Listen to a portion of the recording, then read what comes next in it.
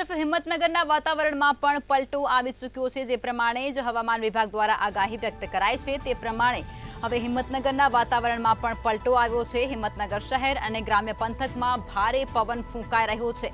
આ સાથે જ હિંમતનગર શહેરમાં પવન ફૂંકાતા ધૂળની ડમરીઓ ઉડતી પણ જોવા મળી રહી છે।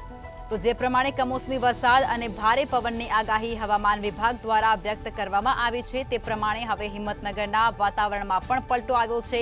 શહેર અને ગ્રામ્ય વિસ્તારોના વાતાવરણમાં ભારે પવન ફૂંકાતું જોવા મળી રહ્યું છે। આ સાથે જ પવન ફૂંકાતા જ ધૂળની ડમરીઓ પણ ઉડતી જોવા મળી રહી છે। તો સમાચાર અત્યારે હિંમતનગરથી સામે આવી રહ્યા છે। હિંમતનગરના વાતાવરણમાં પણ પલટો આવી ચૂક્યો છે। ભારે પવન ફૂંકાતું હોય તેવા દ્રશ્યો પણ સામે આવ્યા છે।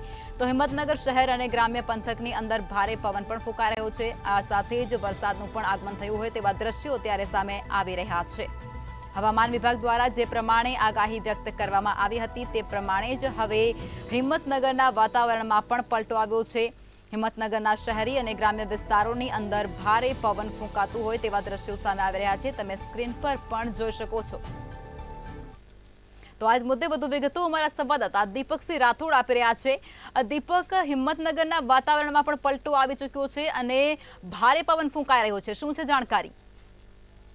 ચોક્કસ જણાવ્યું કે સાબરકાંઠામાં બપોર બાદ એકાએક પલટો આવવા બાદ જો વાત કરવામાં આવે ઈડર, વડાલી, ખેડબ્રહ્મા, વિજયનગર, હિંમતનગરમાં પણ બપોર બાદ પવન સાથે વરસાદ પણ છાંટા પડ્યા હતા। વાત કરવામાં જે આગાહી પ્રમાણે જે વાત કરવામાં આવે સાબરકાંઠામાં, તો સાબરકાંઠામાં વાતાવરણમાં એકાએક પલટો આવતા બપોર બાદ ભારે પવન સાથે વરસાદ થયો હતો અને ત્યારબાદ જે ઉકળાટ હતી ઉકળાટમાંથી અત્યારે તો હાલ થોડી ઠંડક રાહત મળી એવું પણ લાગી રહ્યું છે।